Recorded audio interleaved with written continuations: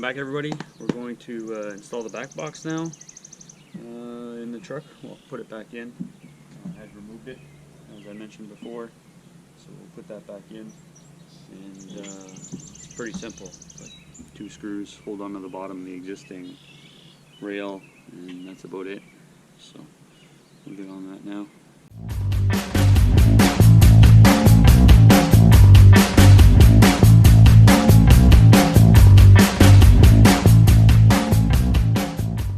That's it, like it slides in there. You can see it's right up against bar. That's what holds the tonneau cover on. So it slides right up against that. And then we just screw these in from the back. And then I'll screw them in there. Make sure that plate's up against the back. And that's what holds them in. That's it, like it's literally nothing. So I'm going to screw these in. Wrap that up.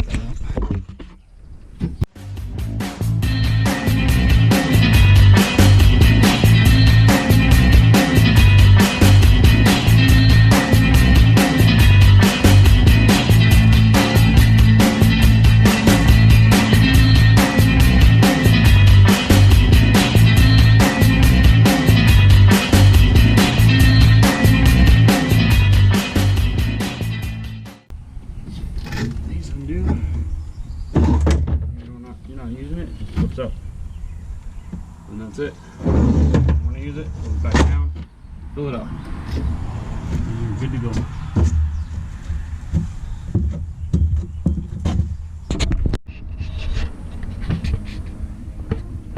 So just packed up the BakBox. That's what I quickly have in here. As you can see, it's pretty loaded up. This stuff doesn't go flailing around all over the back of the truck, and it's not in the cab of the truck kicking around either, so it's nice, keeps it all organized. It's really handy and kind of out of the way. I can still slide stuff underneath if I need to. I usually have these bungees strapped across from one side to the other here. Use it to hold my rods up and stuff, fishing rods.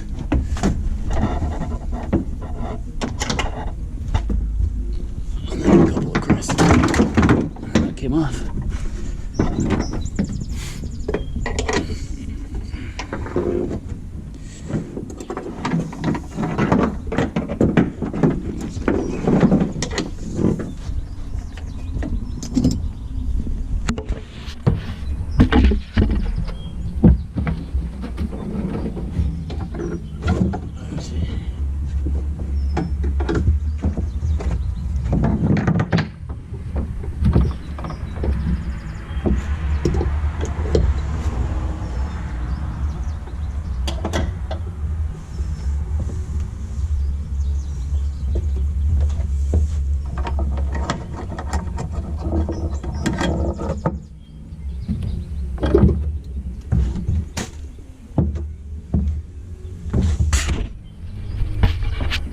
Something like that, and then I put rod handles there and then down there. Usually have one across the back too. That's what's missing there. Just so they don't hang down and they're not bouncing off the bed of the truck. And that's it. Pretty much done. Like I said, a couple of the mods were just the Line X, the BakBox, the BakFlip G2. These are my winter rims. I'm actually going to change those out today. Put the summers on. Music's on, sorry. The WeatherTech guards, the floor mats, the windows, the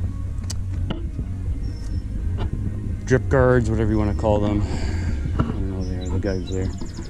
And then the front bug deflector, also from WeatherTech.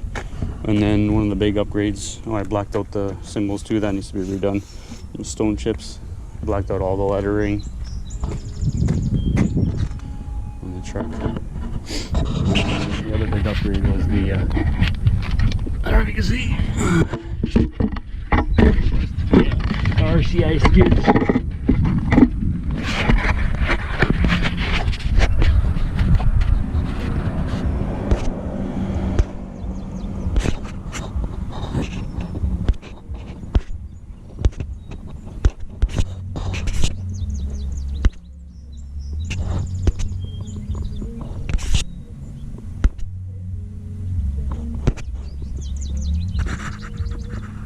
So you can see another one of the big upgrades was the RCS skid plates. These things are fantastic. I've mashed them a couple times. The only thing is they're very expensive to ship to Canada because of the weight and size. You gotta pay duty, taxes and everything. They were pretty pricey to get up here. I ordered, when I ordered that skid kit, I thought it was the full thing, but it wasn't. It didn't come with the gas tank skid plate, and I didn't order that after the fact. I mean, I really didn't think that was going to be much of a risk back there. If I'm bouncing off stuff, I don't know. It's not too often I'm doing that. I haven't bounced this truck yet really badly. My 2013, I dented my skid plate off of big Canadian shield rock, so it was necessary there, but typically not necessary. Oh, and the other thing I'm going to do is I got new suspension, new rear shocks actually for the truck. I'll be installing those Bilsteins, and that'll be another video, follow-up video, or I'll catch up to this one. We'll see how long this one ends up being. That's about it. That's all I did. Yeah. All right. Chat with you guys later.